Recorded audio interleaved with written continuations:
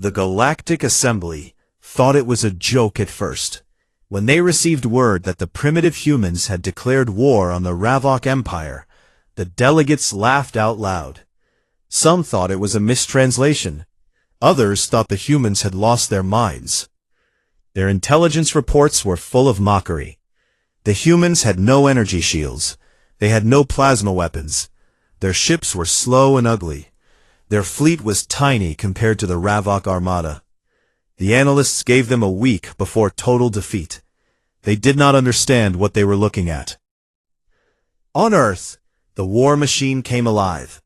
Old shipyards that had been quiet for decades suddenly roared with activity. Factories that had made cars and planes switched to making weapons and armor. Scientists who had been studying stars began designing missiles. The whole planet worked together. Differences between nations did not matter anymore. They were all human, and humans were going to war. General Park Ji-won was in charge of training the ground forces. She was a small woman, barely 5 feet tall, but she had a presence that made larger people step back. She had fought in 3 wars on Earth and had never lost a battle. Her soldiers called her the Ghost because of how quietly she moved.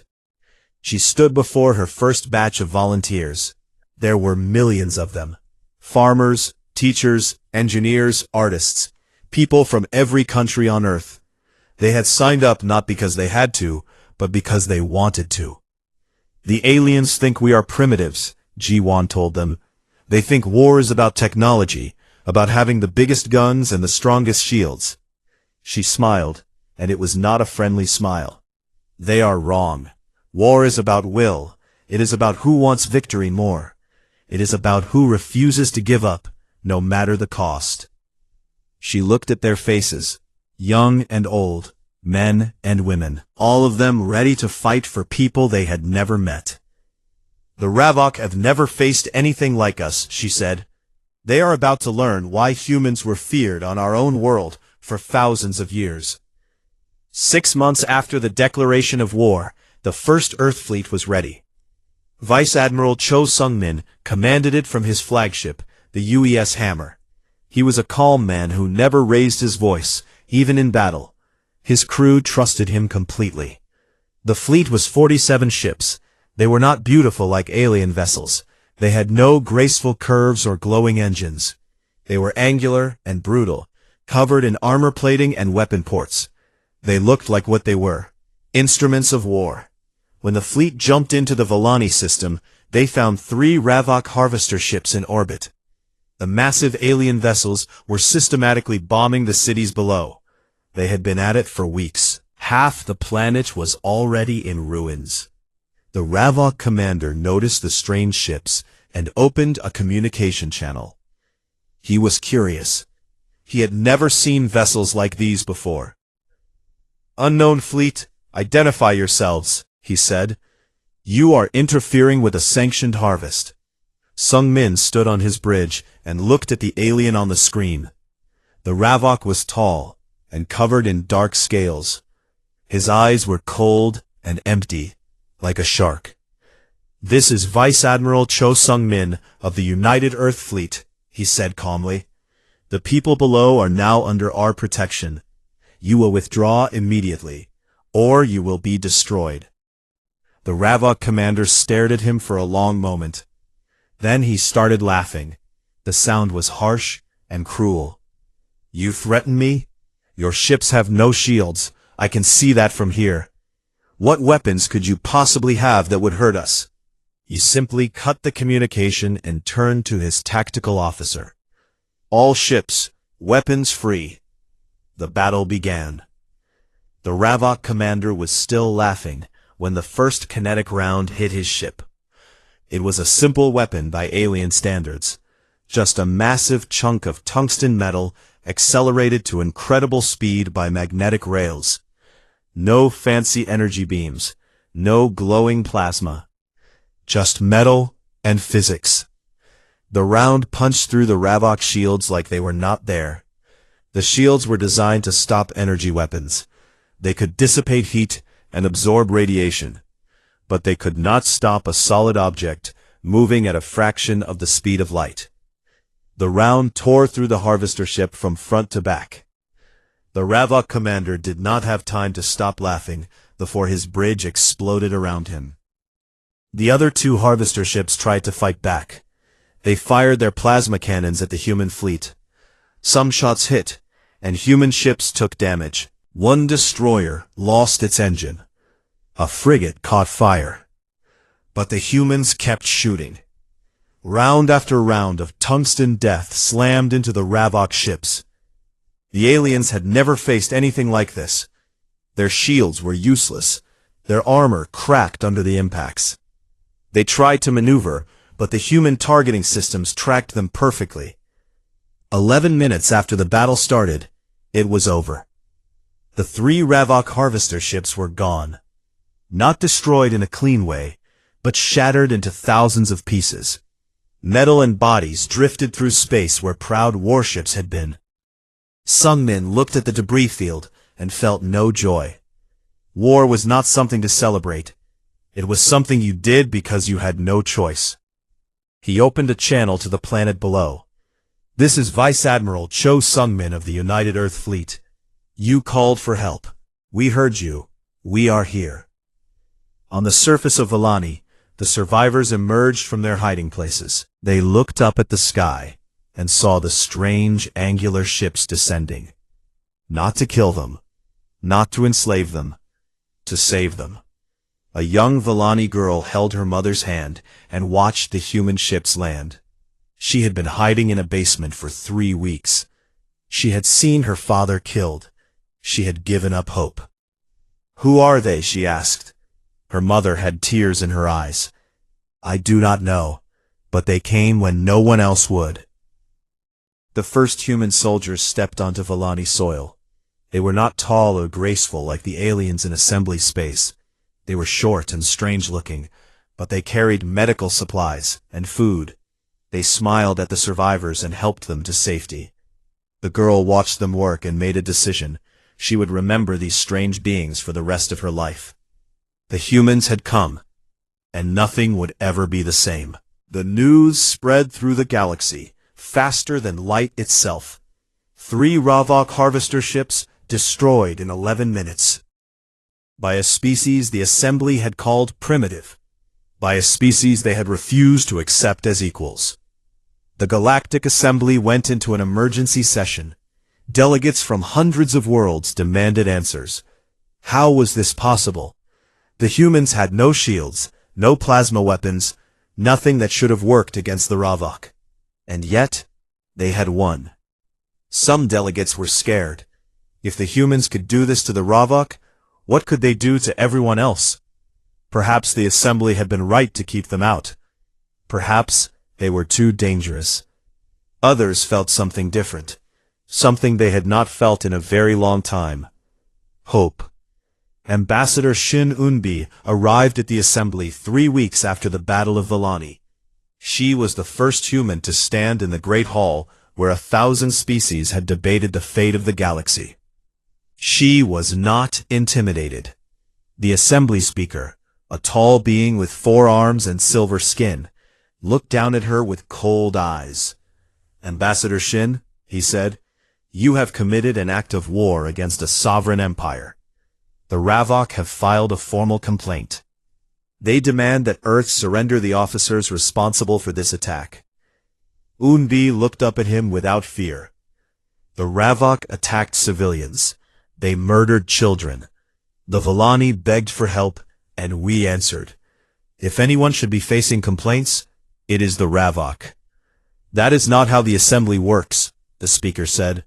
There are processes, committees, proper channels. Your proper channels were going to let an entire species die, Unbi replied. Her voice was steady but sharp. We chose a different way. The Speaker leaned forward. And what way is that? Unbi smiled. It was the kind of smile that made people nervous. The human way. We see a problem, we fix it. We see evil, we fight it. We do not sit in comfortable rooms and debate while innocents suffer. The chamber exploded in arguments. Some delegates shouted that the humans were warmongers. Others demanded they be punished. A few quietly wondered if maybe, just maybe, the humans had done the right thing. Back on Earth, the war continued. The Ravok Empire was not going to accept defeat. They sent more ships to hunt down the human fleet. They expected easy victories against these primitive beings. They did not get them. Lieutenant Bake Yuna was 28 years old. She had short black hair and a scar on her chin from a training accident. She led a squad of 40 Marines, and every single one of them would die for her. Her first ground mission was on a small moon where the Ravok had built a mining outpost. 300 Ravok warriors defended it. They had heavy weapons, thick armor, and years of combat experience. Yuna had 40 soldiers and a plan. They attacked at night, when the twin suns of the system were behind the moon. The Ravok did not expect an assault. They thought humans were too few and too weak to try anything so bold. They were wrong. Yuna's squad moved like ghosts. They had studied the outpost for days, learning every patrol route and guard position.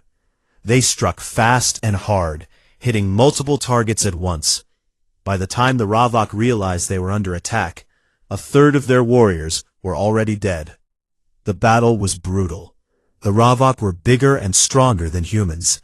One of them could tear a person apart with their bare hands. But the humans were faster, smarter, and absolutely refused to give up. Yuna fought in the front lines. She shot, stabbed, and punched her way through Ravok warriors. When her rifle ran out of ammunition, she picked up a Ravok weapon and kept fighting. When that broke, she used her combat knife. 6 hours later, it was over. Yuna sat on a pile of debris, breathing hard. Around her lay the bodies of Ravok warriors. Her uniform was torn and covered in blood, most of it not her own. 11 of her Marines had survived, out of 40. When the rescue ships arrived, the officer in charge stared at the scene in disbelief. "How?" he asked. 300 Ravok against 40 humans. How is this possible? Yuna lit a cigarette with shaking hands. She took a long drag before answering. "They think war is about numbers and technology, about who has the bigger guns." She blew out smoke. "But war is about will, about who is willing to do whatever it takes." She looked at the sky, where human ships were gathering for the next battle. "We have more will than they can imagine." The Ravok High Command received the reports with growing alarm. Every battle brought worse news. Their warriors, who had conquered 100 worlds, were being beaten by these small, strange creatures from a distant planet. The Ravok Emperor summoned his top general to the throne room. He was ancient and massive, with scales that had turned gray with age. He had ruled for 300 years and had never known fear, until now. "Explain this to me," he demanded. "How are we losing to primitives?" The general bowed low. "My emperor, we underestimated them. We thought they would fight like other species. They do not." "What do you mean?" "Other species surrender when they are losing. They negotiate. They give up." The general paused. "Humans do not. When they are losing, they fight harder. When we kill their friends, they become angrier. They do not fear death. They embrace it." The emperor's many eyes narrowed. "What kind of species does not fear death?" "A species that has been fighting since the day they were born," the general said. "They have spent their entire existence at war, with their planet, with their animals, with each other. They survived ice ages and plagues and disasters that would have killed any other species. They are survivors, my emperor, the most dangerous kind." The emperor was silent for a long moment. "Then we must destroy them completely," he finally said, "before they destroy us." The general bowed again. "As you command." But as he left the throne room, he felt something cold in his chest. For the first time in his long career, he was not sure victory was possible. The humans had awakened something in the galaxy, and the Ravok were beginning to realize they might have made a terrible mistake. The war entered its second year. The Ravok Emperor had made his decision. No more small battles, no more testing the humans. He would commit everything to crushing these upstarts once and for all. 10,000 Ravok warships gathered at the edge of assembly space. It was the largest fleet the Empire had assembled in 500 years. Massive battleships, swift destroyers, and hundreds of support vessels. Enough firepower to crack planets. Their target was simple: push through human territory and reach Earth. Destroy the human homeworld, and the war would be over. Admiral Kang De-ho received the intelligence reports with a heavy heart. He had known this moment would come. The Ravok were done playing games. He had 800 ships to stop them. The human fleet gathered at a place they called the Kepler Line. It was a string of space stations and defense platforms at the edge of human-controlled territory. The last barrier between the Ravok and Earth. De-ho stood on the bridge of his flagship, the UES Sol. She was an old ship, built before humanity even knew aliens existed. But she was tough, and her crew was the best in the fleet. His tactical officer, a young woman named Kwon So-young, approached with a datapad. Admiral, final count is confirmed. Enemy fleet is 12 times our size. Standard doctrine would recommend a strategic withdrawal to... No, De-ho said quietly. So-young stopped. Sir? De-ho turned to face her. His eyes were calm, almost peaceful. If we retreat, they reach Earth in 6 months. Our families, our children, everything we love. He looked out at the stars. We hold here, no matter what. He opened a channel to every ship in the fleet. This is Admiral Kang. In a few hours, we will face the largest enemy force humanity has ever seen. Many of us will not survive. I will not lie to you about that. On 800 ships, crews stopped what they were doing to listen. But I want you to understand something. If we fail here, Earth falls. Our species ends. Everything we have ever done, every song we have sung, every child we have raised, every dream we have dreamed, it all disappears. He paused, letting the words sink in. The galaxy thinks we are primitives, animals, savages too violent to join their precious assembly. Today, we show them what that violence is for. Today, we show them why humanity has survived every disaster, every war, every challenge we have ever faced. His voice grew stronger. Not one step back. Hold the line. Make them pay for every inch in blood. And when they finally break, and they will break, remember that you stood here. You fought here. You saved humanity. He cut the channel. The Ravok fleet arrived 3 hours later. They came like a metal storm, filling the space ahead with ship after ship after ship. The scale was terrifying. Against them, the human fleet looked like a handful of pebbles facing an ocean. The Ravok commander sent a simple message. Surrender now, and we will make your deaths quick. De-ho did not bother to respond. The battle began at 0600 hours, Earth Standard Time. The first wave of human ships charged into the enemy formation. They were not trying to win. They were trying to slow the advance, create chaos, make the Ravok fight for every meter. Ships died in the first minutes. The destroyer UES Mountain was hit by concentrated plasma fire and exploded. The cruiser UES Thunder lasted longer, ramming an enemy battleship before being torn apart by close-range fire.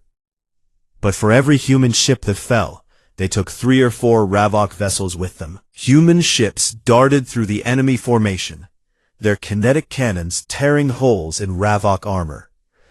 When their ammunition ran out, some captains simply pointed their ships at enemy vessels and accelerated.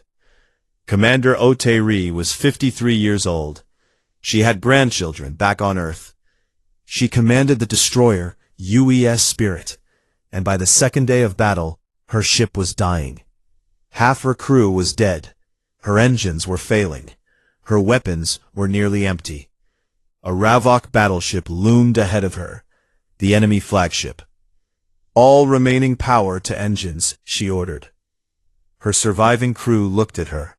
They knew what she was asking. "Ma'am," her first officer said quietly, "it has been an honor." Tayri smiled. "Tell my grandchildren that Grandma did not run." The UES Spirit screamed forward on its last reserves of power. The Ravok flagship tried to turn, tried to evade, but the human destroyer was too fast. The collision tore both ships apart. Tayri's final transmission was broadcast to both fleets. "Humanity does not surrender. Humanity does not kneel. We stand. Always." By the end of the third day, the human fleet was down to 200 ships.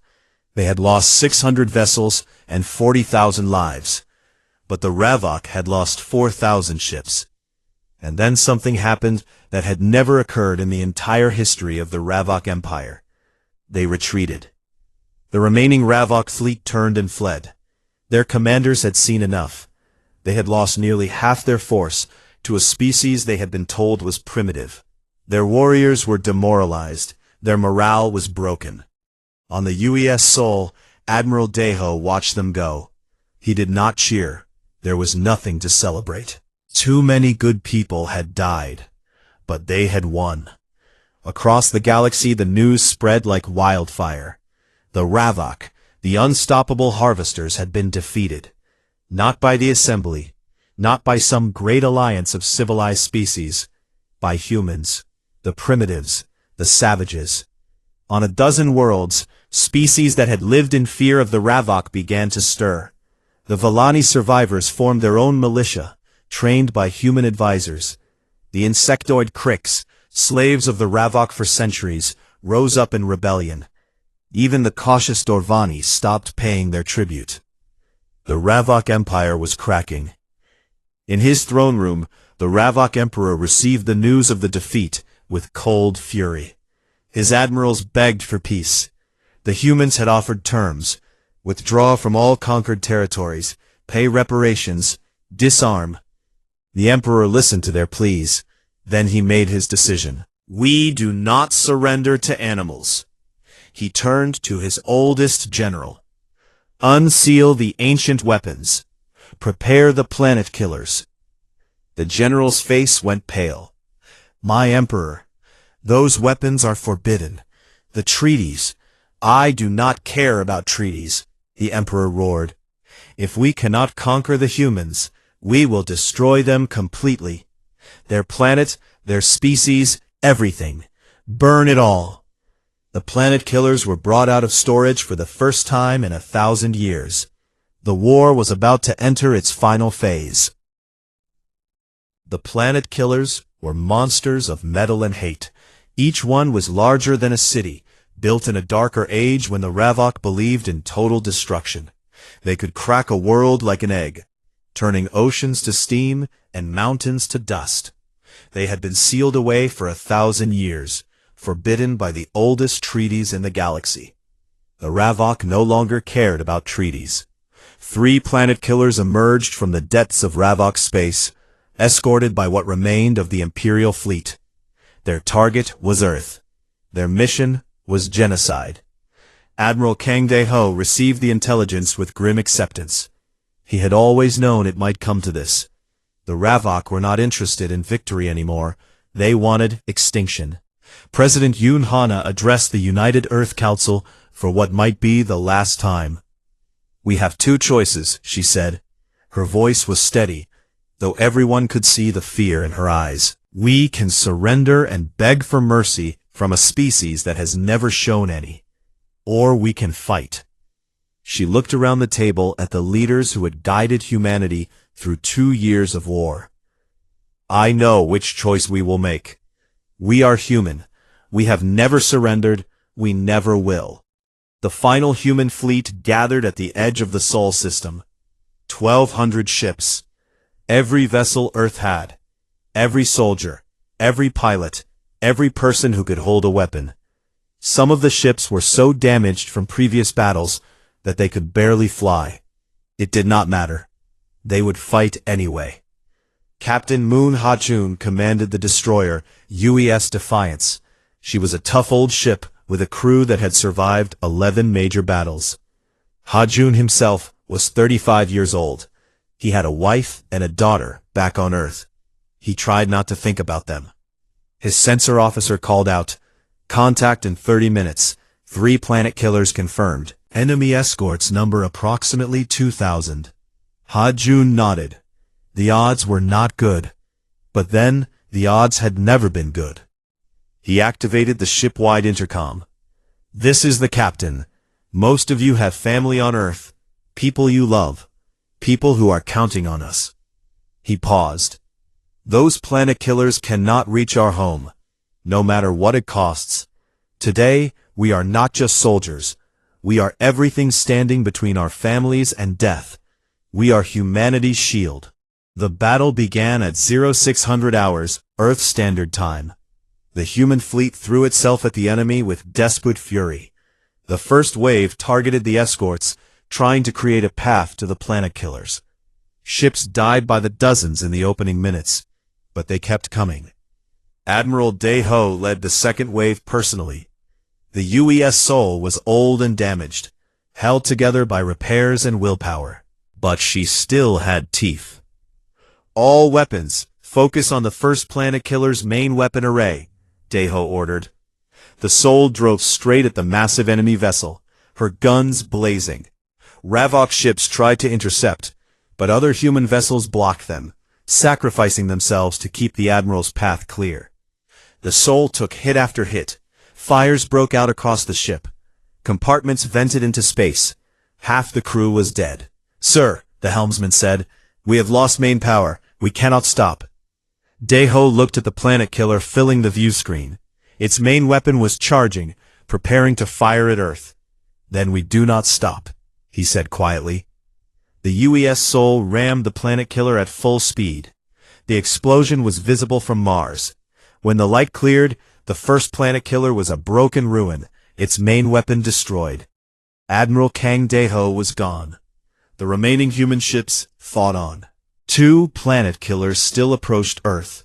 Human vessels threw themselves at the monsters, clawing and biting and dying. For every ship lost, they did a little more damage. On the Defiance, Captain Ha-jun watched his tactical display with growing despair. They were losing too many ships too fast. The second planet killer was damaged, but still moving. The third was almost untouched.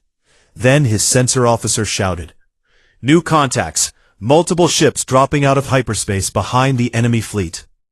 Ha-jun looked at the display. His heart stopped. Ships were arriving. Not human ships. Vellani ships, with their graceful curves. Krix vessels, bristling with weapons. Dorvani cruisers, painted in war colors. 100 ships. 200. More arriving every second. A transmission came through. It was a Vellani voice. "Human fleet, this is the Vellani battlecruiser Light of Hope. 2 years ago, you answered our call for help. Today, we answer yours." Ha-jun felt tears running down his face. He did not try to stop them. "All ships," he said, his voice breaking. "We have reinforcements. Continue the attack." The combined fleet hit the Ravok from behind. The enemy formation crumbled under the assault. Ships that had been chasing humans suddenly found themselves surrounded by former slaves and conquered people seeking revenge. The second planet killer fell under the guns of a Vellani captain whose family had died in the first Ravok attack. He screamed his people's war cry as his ship delivered the killing blow. The third planet killer tried to run. It did not get far. A swarm of Krix fighters, flown by beings who had been slaves their entire lives, tore it apart piece by piece. When the battle ended, the stars were full of wreckage, human ships, Ravok ships, and the shattered remains of weapons that should never have been built. Earth floated peacefully behind them, untouchable. They had won. 3 months later, the Ravok Emperor was captured and put on trial. The Galactic Assembly convened a special session to grant Earth full membership. No one laughed this time. Ambassador Shin Un-bi stood before the delegates. "You called us primitive," she said. "You said we were too violent for civilized space. You were right. We are violent. We are dangerous. But we are also the species that fights for others, the species that runs toward danger instead of away from it." She looked at the Villani delegation, at the Krix, at all the species who had joined the final battle. "We are humanity, and we protect our own." 10 years later, a monument stood on Villani. It bore the names of every human who had died in the war. General Park Ji-won visited it every year. A young Villani child approached her one day. "Why?" the child asked. "Why did you help us? You did not even know us." Ji-won knelt down and looked into the child's eyes. "Because someone had to," she said. "And where we come from, that is enough." She stood and saluted the monument. The names of the fallen glittered in the alien sun, a testament to a species that had proven itself not through conquest, but through sacrifice. Humanity had arrived, and the galaxy would never forget. The Galactic Assembly had kept peace among the stars for 12,000 years. Hundreds of alien species lived together under old laws and older treaties. They traded goods, shared knowledge, and settled their arguments with words instead of weapons. War was something they read about in history books. It was a thing of the past. Then the Ravok came. The Ravok were not like other species. They did not want peace or trade or friendship. They wanted only one thing: to take everything. They moved from star system to star system like a swarm of hungry insects. They stripped planets of all resources. They killed anyone who resisted. They enslaved anyone who surrendered. When they finished with a world, they left behind nothing but rock and ash. No one had ever stopped the Ravok. No one had even tried. The Villani were a peaceful species. They had blue skin and gentle eyes. They had never fought a war in their entire history. They believed in kindness and harmony. Their world was covered in beautiful cities made of white stone and crystal towers. When the Ravok Armada appeared in their sky, the Villani did not know what to do. They had no weapons. They had no soldiers. They had nothing but hope. The Ravok ships descended like dark clouds. They began burning the cities. They began killing the people. Mothers ran through the streets holding their children. Fathers tried to fight with their bare hands. It made no difference. The Ravok showed no mercy. The Villani leaders sent out a distress signal. It was the first they had sent in 300 years. The message went out to every corner of the galaxy. It reached the great halls of the Galactic Assembly, where alien diplomats sat in comfortable chairs and debated what to do. Some said they should send a strongly worded message to the Ravok. Others said they should impose economic sanctions. A few suggested forming a committee to study the problem. No one suggested actually helping. But the signal also reached a small planet on the edge of the galaxy. A blue and green world that most species considered unimportant. A world that the Assembly had discovered only 40 years ago. A world they had refused to accept because they considered its people too violent, too aggressive, too dangerous. They called this world Earth. Admiral Kang Dae-ho was 62 years old. He had gray hair and tired eyes, but his mind was sharp as a blade. He commanded the United Earth Fleet from headquarters in Seoul. On a normal day, his job was mostly paperwork and meetings. This was not a normal day. He stood in the command center and watched the Villani transmission on a large screen. The footage showed cities burning. It showed children crying. It showed aliens in dark armor shooting at people who were trying to run away. Dae-ho felt his hands curl into fists. He had seen many terrible things in his long career, but this was something else. This was pure evil. He turned to his aide. "Get me a meeting with the council, now." 2 hours later, Deho stood before the United Earth Council. These were the most powerful leaders on the planet. Presidents and prime ministers from every nation. They had gathered in an emergency session to discuss the transmission. President Yoon Hana sat at the head of the table. She was a small woman with steel in her eyes. She had led Earth through 2 economic crises and a climate disaster. She did not scare easily. "Admiral," she said, "tell us what we are looking at." Deho activated the screen. The footage from Volani played again. The room was silent as they watched. "The Volani are being exterminated," Deho said when it ended. "The Ravok will kill or enslave every single one of them. The Galactic Assembly is doing nothing." "What can we do?" asked another leader. "We are not even members of the Assembly. They think we are primitives." "They do think that," Deho agreed. "They look down on us because we fight wars, because we are violent, because we scare them." He paused. "But maybe that is exactly why we need to act." President Hana leaned forward. "Explain." "The Assembly species have forgotten how to fight. They have lived in peace so long that they do not remember what war means. But we remember. We have been fighting since we first picked up sticks and stones. It is in our blood." He pointed at the screen. "Those people are dying because no one will help them. The Ravok think they can do whatever they want because no one has ever stood up to them. No one has ever made them pay a price." "And you want us to be the ones who do," Hana said. "Yes." The room erupted in argument. Some said it was not their problem. Some said they could not afford a war. Some said the Ravok would come for Earth if they got involved. Deho raised his hand for silence. "The Ravok will come for us anyway. That is what they do. They take everything. If we wait, we face them alone. If we act now, we have allies. We have the element of surprise. And we have something else." "What?" Hana asked. Deho looked at her with eyes that had seen 100 battles. "A reason to fight." The debate continued for 6 more hours. They argued about resources. They argued about strategy. They argued about whether humanity had any business getting involved in alien affairs.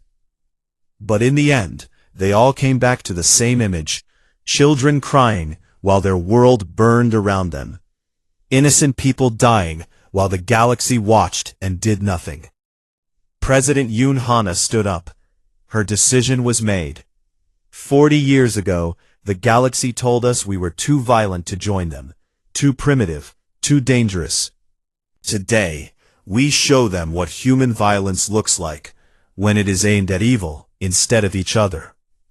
She took a deep breath. "Prepare the fleet. We go to war." That night, humanity made its choice. They would not stand by while innocents suffered. They would not wait for the darkness to come to them. They would go to the darkness, and they would bring fire. The galaxy had no idea what was coming.